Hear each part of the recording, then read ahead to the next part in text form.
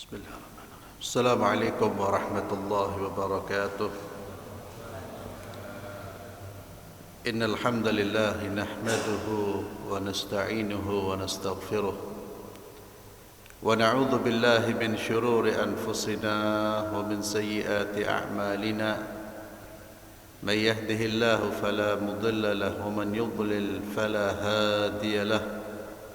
وأشهد أن لا إله إلا الله وحده لا شريك له وأشهد أن محمدا عبده ورسوله لا نبي بعده اللهم إنا نسألك علما نافعا ورزقا طيبا وعملا متقبلا اللهم تقبل صالحات أعمالنا وكفر عنا سيئات أعمالنا. Amin ya rabbal alamin. Para hadirin jamaah subuh Masjid Al-Ikhlas yang saya muliakan, pagi hari ini kita akan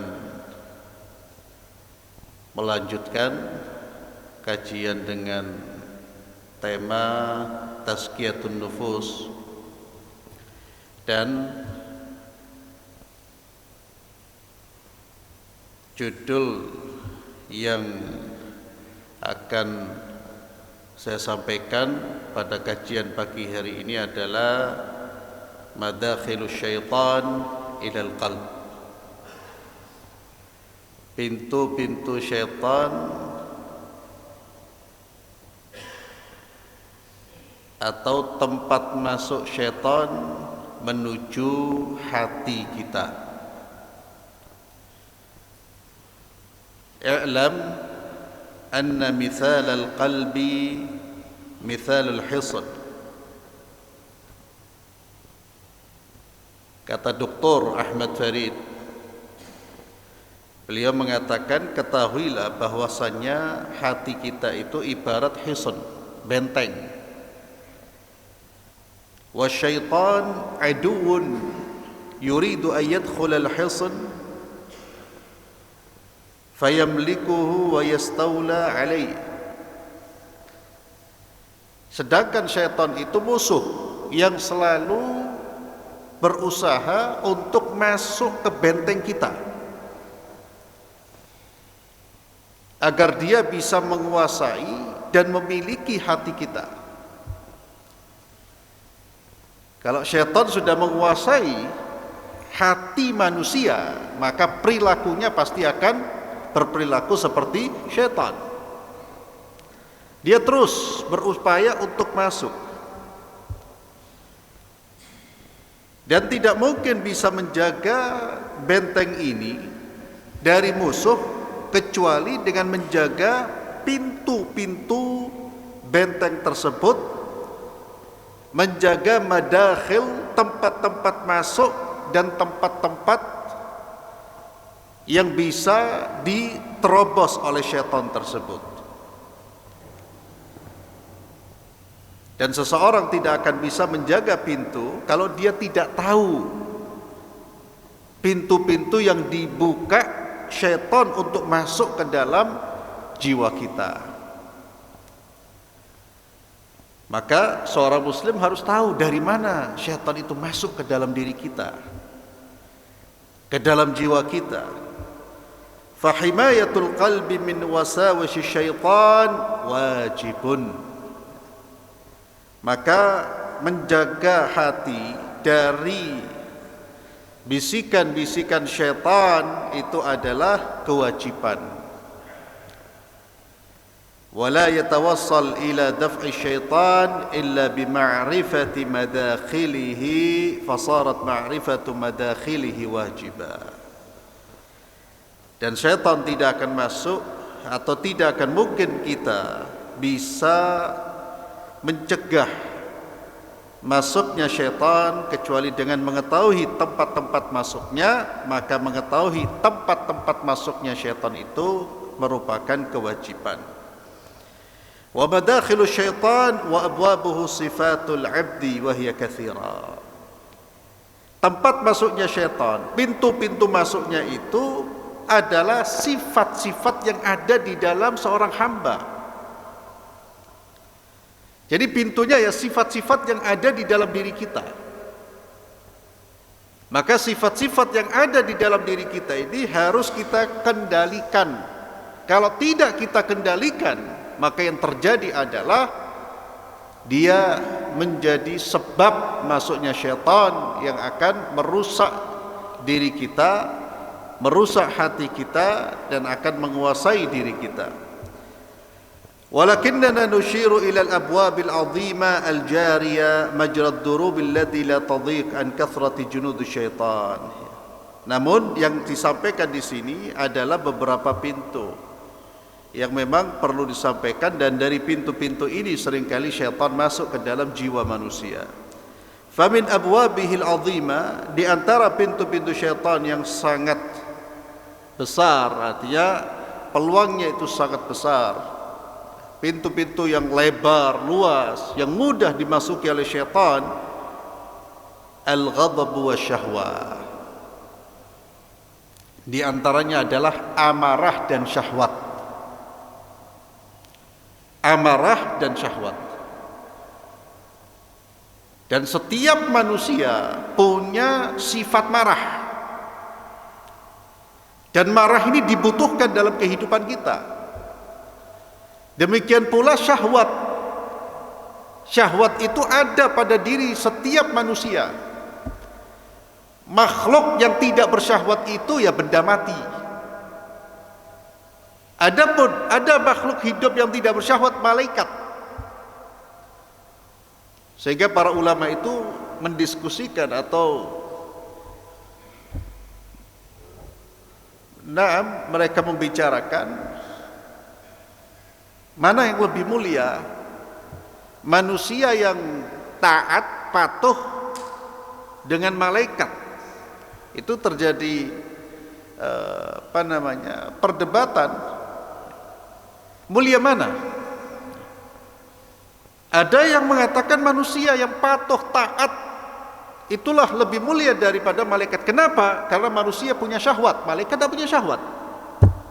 Sehingga wajar kalau malaikat tidak bermaksiat. Tapi manusia yang tidak bermaksiat, yang dia terus menjaga dirinya,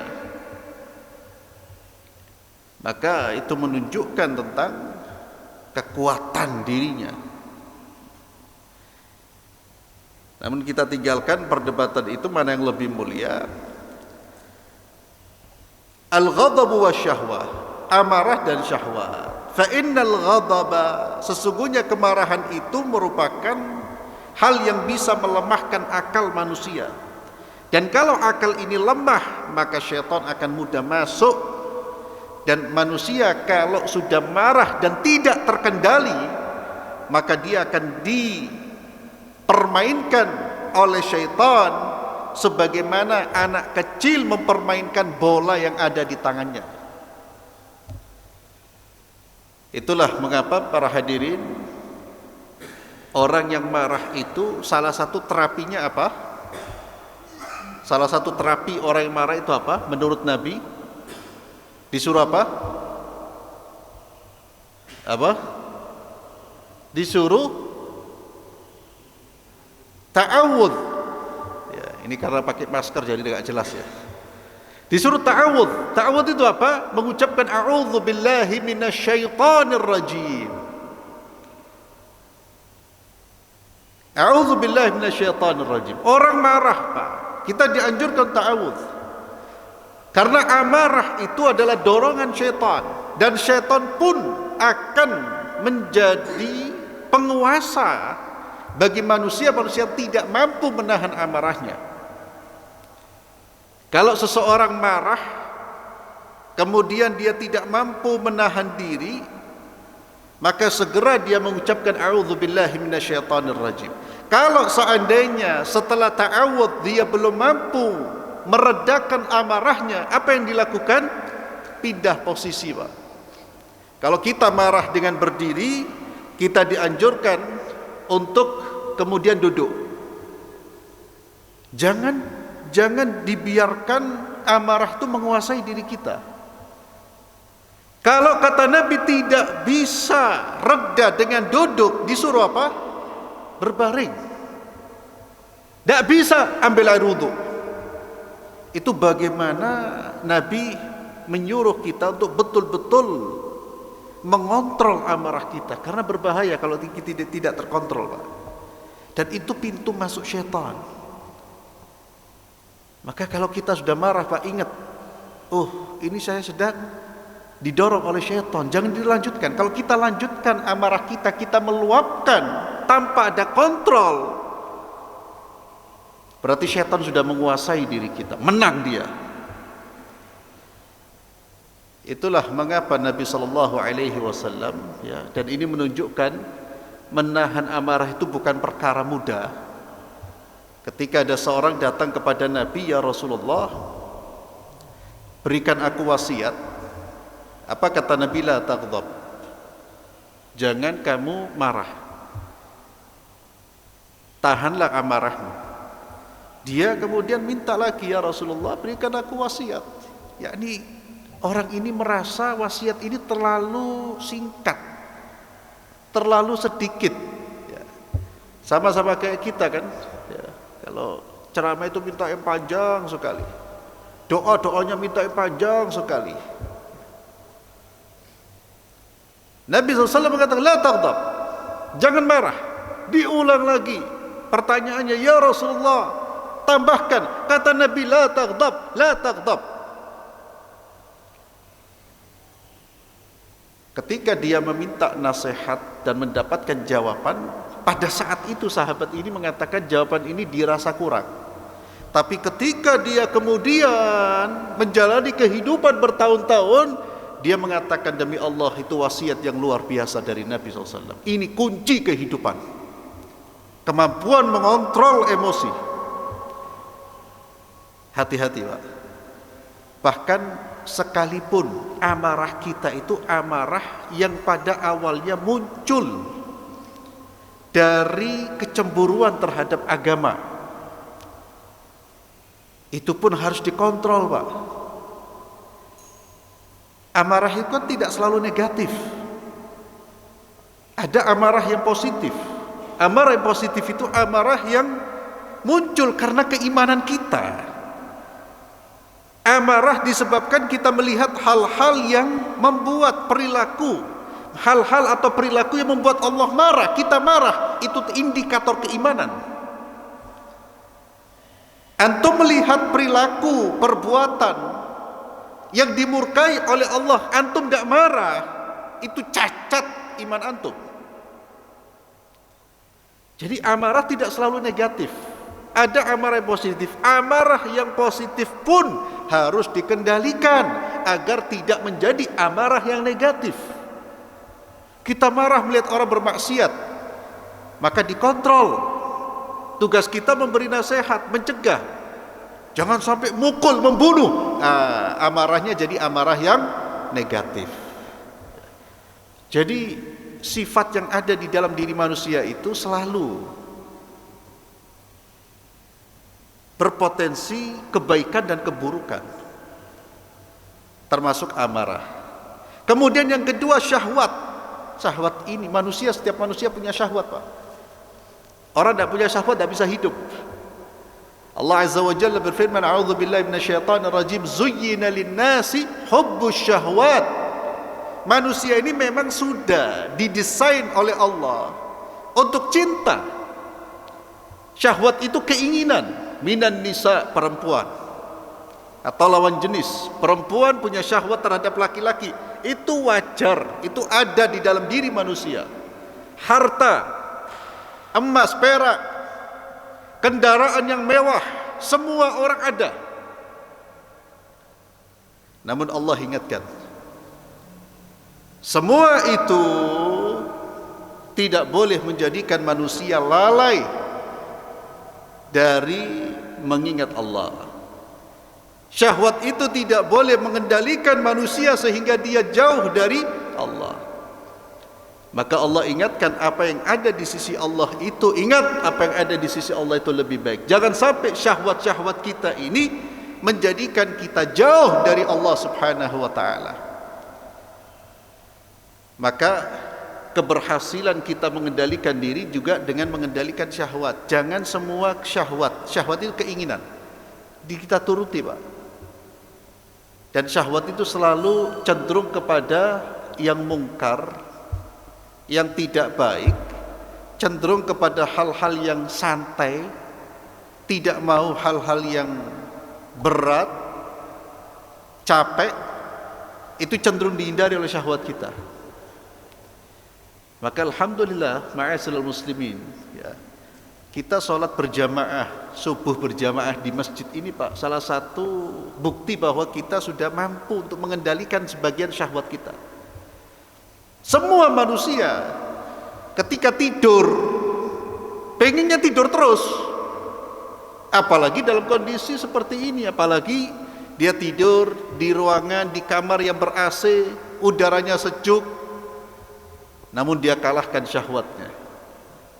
Jadi perjalanan kita ke masjid itu salah satu upaya kita dalam memerangi, ya, ajakan-ajakan yang menjauhkan kita dari Allah Subhanahu wa ta'ala. Ini modal ini, Pak. Apalagi setelah salat subuh ada keinginan untuk keluar dari masjid, tapi kita tidak keluar dari masjid, kita ingin mendengarkan ilmu. Karena menuntut ilmu itu adalah ibadah yang lebih utama dari semua ibadah-ibadah sunnah. Sebagaimana disebutkan oleh Imam Asy-Syafi'i, Imam Nawawi. Itu juga bukti bahwa kita ini betul-betul sedang mengontrol syahwat kita. Syahwat ini kan pengennya, Pak, jauh dari hal-hal yang baik. Tadi dibacakan oleh imam kita firman Allah Subhanahu wa ta'ala, "Alladzina amanu taqullaha wabtaghu ilaihil wasilah." Bertakwalah kepada Allah dan carilah wasilah menuju Allah. Terus, Pak, ini salah satu wasilah kita untuk mendekatkan diri kepada Allah Subhanahu wa ta'ala. Implementasi kita dari apa-apa yang dibaca oleh imam. Wabtaghu ilaihil wasilah, wajahidu, dan berjihadlah, bersungguh-sungguhlah untuk mendekatkan diri kepada Allah Subhanahu wa ta'ala. Maka amarah dan syahwat ini tidak boleh menjadi pintu masuk di dalam diri kita. Kemudian di antara pintu-pintu yang lain adalah al-hasad wal hirs, hasad dan tamak. Ini pun ada pada diri setiap manusia. Setiap orang punya sifat hasad. Hanya ada manusia yang mampu mengendalikan dan mengarahkan, ada manusia yang kemudian tidak mampu sehingga hasad ini menguasai dirinya. Hasad itu, Pak, keinginan untuk mendapatkan apa yang diperoleh oleh orang lain. Ini menjadi positif kalau keinginan kita itu adalah keinginan yang baik tanpa ada usaha atau keinginan agar nikmat yang ada pada diri orang lain itu lenyap. Itu hasad yang positif. Saya ingin menjadi imam, seorang penghafal Quran. Itu hasad. Tapi hasad yang positif yang dalam bahasa Nabi disebut ghibtah. Itu bukan boleh, justru dianjurkan. Namun menjadi negatif kalau keinginan kita itu diiringi dengan kebencian terhadap nikmat yang dimiliki oleh orang lain. Kita pingin, Pak, bukan hanya ukhrawi, duniawi saja boleh kok. Saya ingin punya rumah besar seperti orang itu, silakan. Tapi kalau kemudian saya benci melihat orang itu sukses, saya benci melihat orang itu kaya, saya benci melihat orang itu mampu membangun rumah, itu hasad. Dan di situ syaitan masuk. Jadi keinginan kita untuk menjadi orang lain, ingin memperoleh seperti apa yang itu juga hati-hati, Pak. Pintu ini harus betul-betul ditutup, harus betul-betul dikendalikan. Jangan dibuka selebar-lebarnya sehingga syaitan menjadikan potensi hasad di dalam diri kita itu untuk merusak.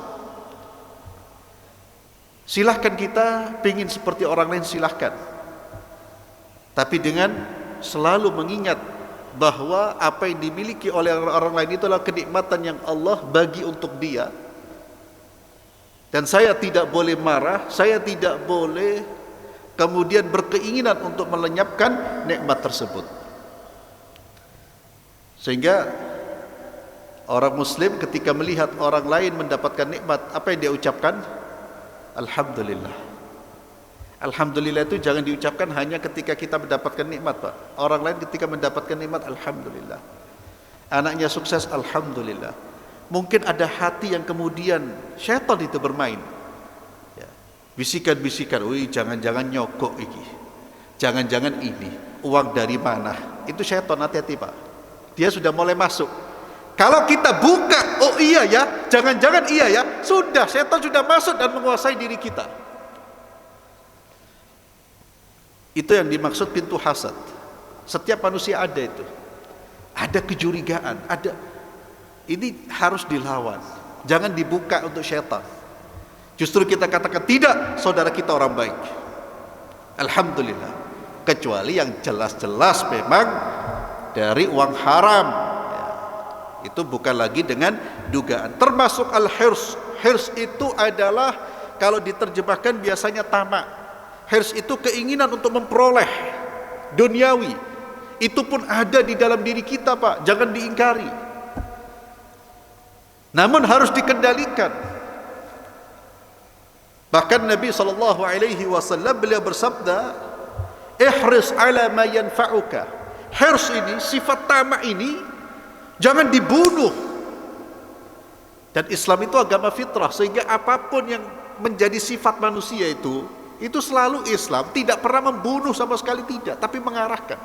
Syahwat tidak dibunuh, tidak boleh, diarahkan. Punya syahwat untuk harta, ada jalannya. Syahwat terhadap lawan jenis, ada jalannya.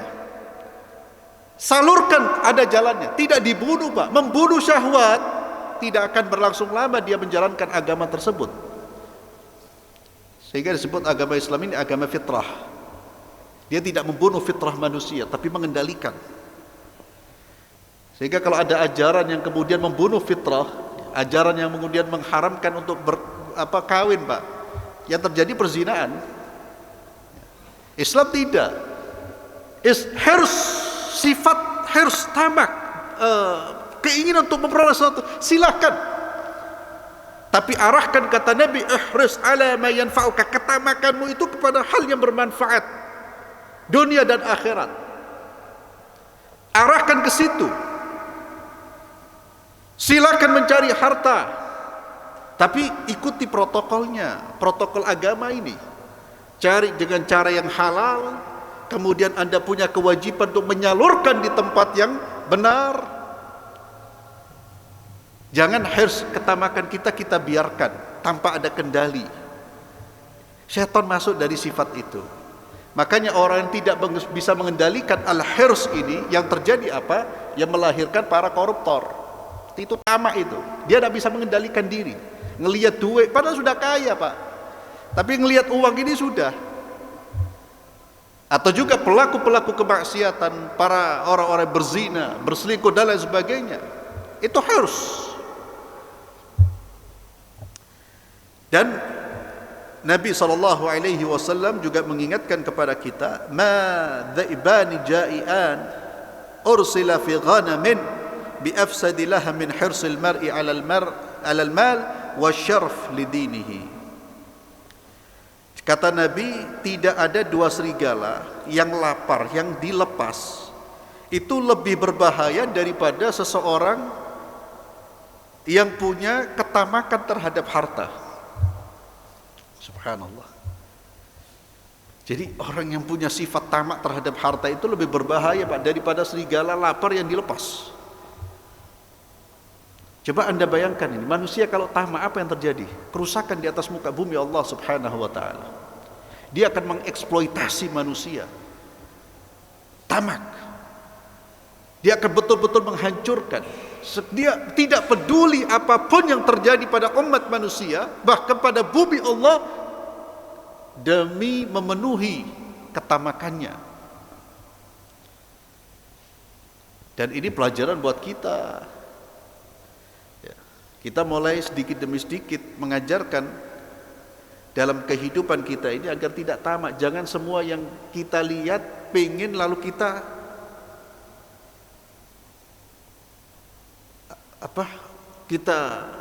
kita ingin memperolehnya. Ini sampaikan kepada putra-putri kita, Pak. Hiduplah sesuai dengan kebutuhan, bukan keinginan. Orang yang memperturutkan keinginan itu berbahaya.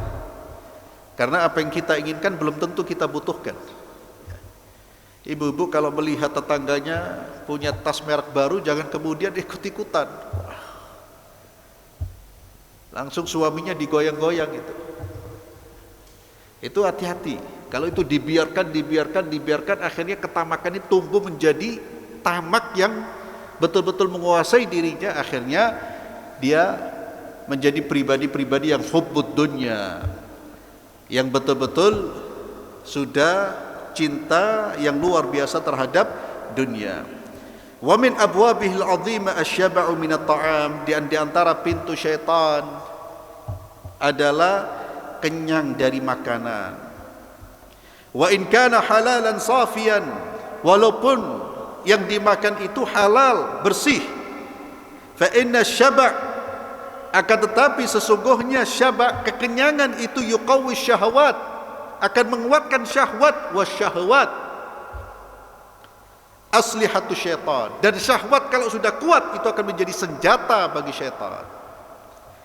Maka tutup pintu syahwat kita dengan apa? Dengan menjaga apa yang kita asup, jaga dari makanan yang haram, dan jaga dari berlebihan dalam makan dan minum. Sayyidina Umar itu mengkritik keras orang-orang yang terlihat banyak makan, apalagi pejabat negara. Itu dikritik gitu, dan ini yang menyebabkan Anda bisa dikuasai oleh syaitan. Maka makan pun para hadirin itu diatur dalam Islam. Nabi SAW itu subhanallah, ya, ini konsep sehat yang luar biasa. Ya, cuma terkadang kita ini memahami Islam itu, mohon maaf, hanya dari satu sisi, atau melihat Islam itu dari satu sisi dan menganggap Islam itu hanya itu. Ya, orang terkadang melihat Islam itu ya urusan masjid, sholat, padahal termasuk pola makan pun diajarkan itu, walaupun tidak detail ya, tapi diberi kaidah-kaidah umumnya, guidance-nya. Salah satu kaidah umumnya itu apa yang disabdakan oleh Nabi SAW ketika Nabi mengatakan tidak ada tempat yang lebih buruk untuk diisi oleh anak Adam itu selain perutnya. Ini kalau dibiarkan, kita tidak peduli apa yang masuk, akan merusak. Dan memang sumber penyakit di mana? Sini, Pak. Salah satu sumbernya di sini. Ini kalau orang tidak peduli dengan apa yang dia makan, asal makan saja, nggak peduli kualitas makanannya, ya sudah alamat. Itu sudah diingatkan oleh Nabi. Itu yang pertama. Kemudian yang kedua, Nabi mengajarkan pola makan. Kata Nabi SAW, cukuplah seorang hamba itu mengonsumsi lukaimat. Subhanallah. Mengonsumsi lukaimat. Lukaimat itu suapan-suapan kecil. Bentuk apa? Tasghir itu pengecilan dari lukma. Lukma itu satu suapan. Lukaimat suapan atau kurang dari satu suapan. Cukup kata Nabi, suapan-suapan kecil, tapi ingat, subhanallah, yukimna sulbahu. Suapan-suapan kecil yang bisa menegakkan tulang punggungnya. Berarti makanan apa, Pak? Makanan apa itu yang bisa menegakkan punggung kita? Makanan sehat. Maka Nabi mengajarkan apa? Porsinya sedikit tapi berkualitas. Jangan sakme ini tapi tidak ada kualitasnya, diabetes, tidak sehat.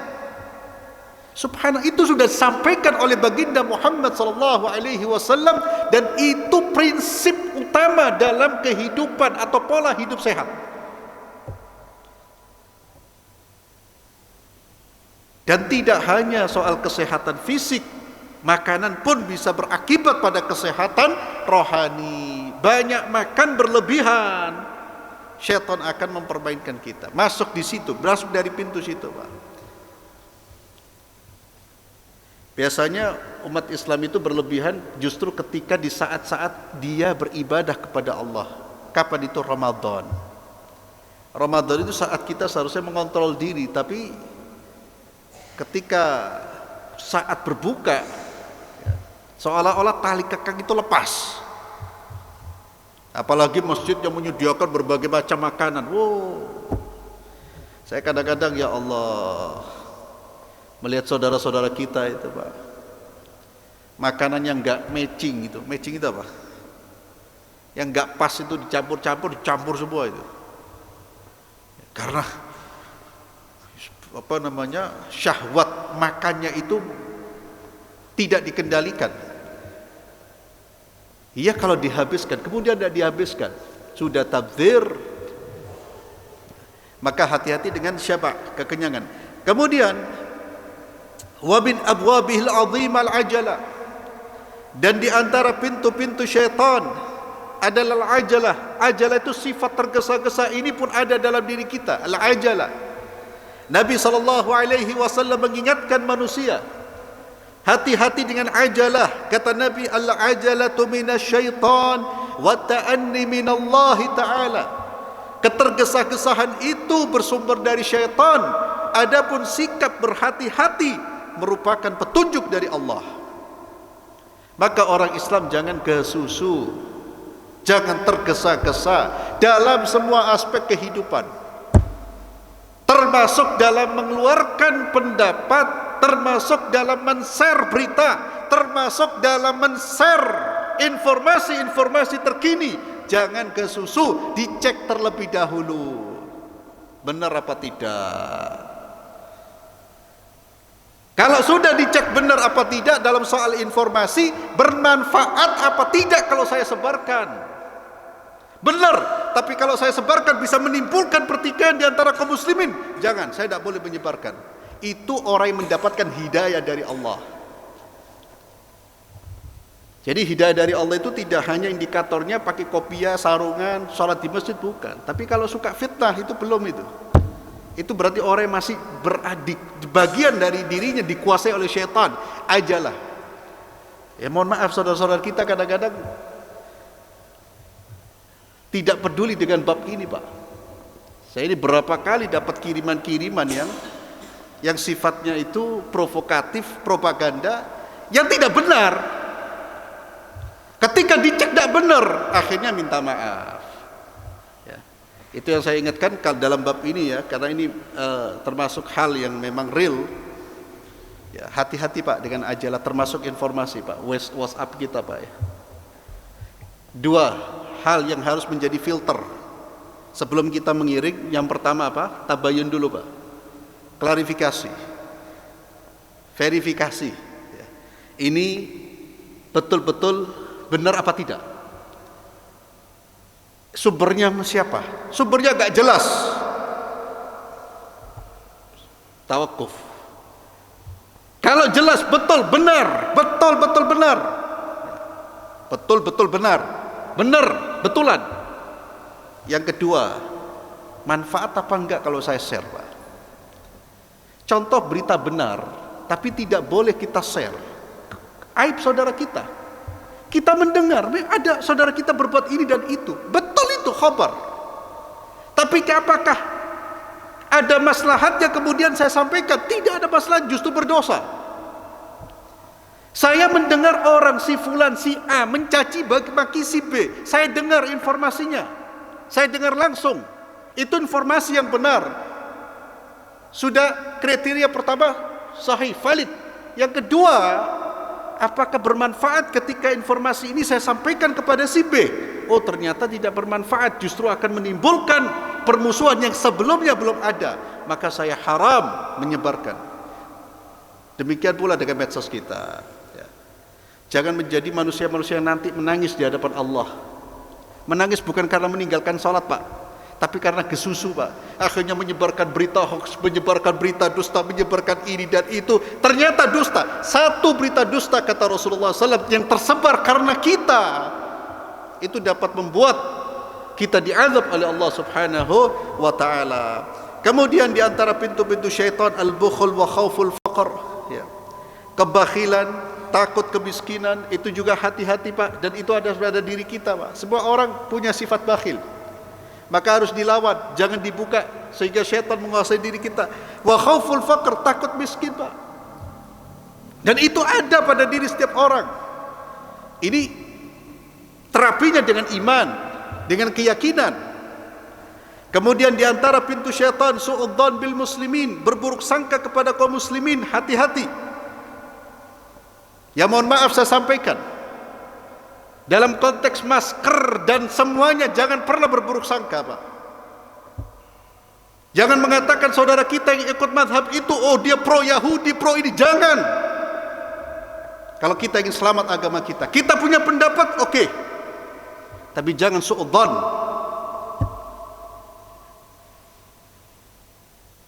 Ya, saya terkadang ya Allah, kita ini gimana mau bersih hati kita Pak.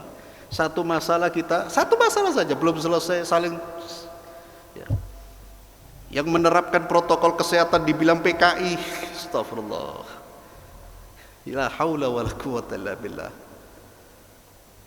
Saya katakan ya akhi, wallahi ucapan antum itu bisa menjadi bumerang loh di hari kiamat itu. Ta'ani, cobalah dengan kepala dingin, dengan ilmu. Kalaupun kita sudah punya pendapat, ada perbedaan, oke, kita dengan pendapat kita, tapi jangan pernah su'udzan. Oh ini karena bodoh, ini tertipu. Oh ini, seolah-olah dia lapar. Jangan, itu berbahaya. Kemudian ikhwani fillah azzalallahu wa iyyakum, itu hal-hal yang bisa menyebabkan syaitan masuk ke dalam diri kita, menguasai kita. Maka ketahuilah pintu-pintu tersebut, sadarilah, amarah, syahwat, tergesa-gesa, su'udzan, kemudian kekenyangan, itu jangan sampai menjadi pintu-pintu yang kemudian syaitan menguasai kita. Bagaimana kita melakukan terapi ya, seperti kajian-kajian sebelumnya Pak. Terus di mujahadah Pak, jihad. Amarah kita jihad untuk dengan apa? Dengan menahan diri. Syahwat kita jihad untuk memerangi syahwat kita. Jangan semua syahwat kita turuti. Ada keinginan untuk tergesa-gesa, keinginan untuk menyebarkan berita, keinginan untuk bertindak, berpikir terlebih dahulu.